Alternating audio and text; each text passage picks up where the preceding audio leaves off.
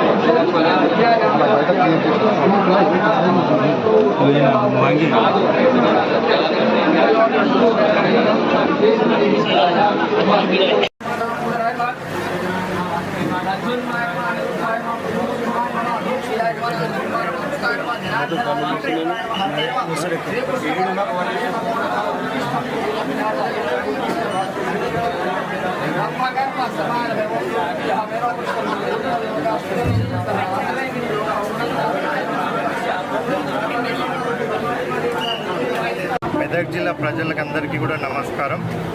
మెదక్ జిల్లానే కాకుండా రాష్ట్ర వ్యాప్తంగా కూడా శివరాత్రి ఉత్సవాలు ఘనంగా నిర్వహిస్తున్నందున మరి మన మెదక్ జిల్లా ప్రజలకి, తెలంగాణ రాష్ట్ర ప్రజలకి అందరికీ కూడా శివరాత్రి ఉత్సవాల శుభాకాంక్షలు తెలుపుతూ ఉన్నాను.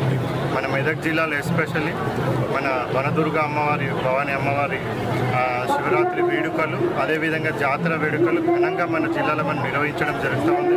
మరి దానికి సంబంధించిన అన్ని ఏర్పాట్లు ప్రభుత్వం తరఫున కానివ్వండి, దేవస్థానం బోర్డు తరఫున కానివ్వండి, అన్ని ఏర్పాట్లు కూడా పూర్తి చేయడం జరిగింది.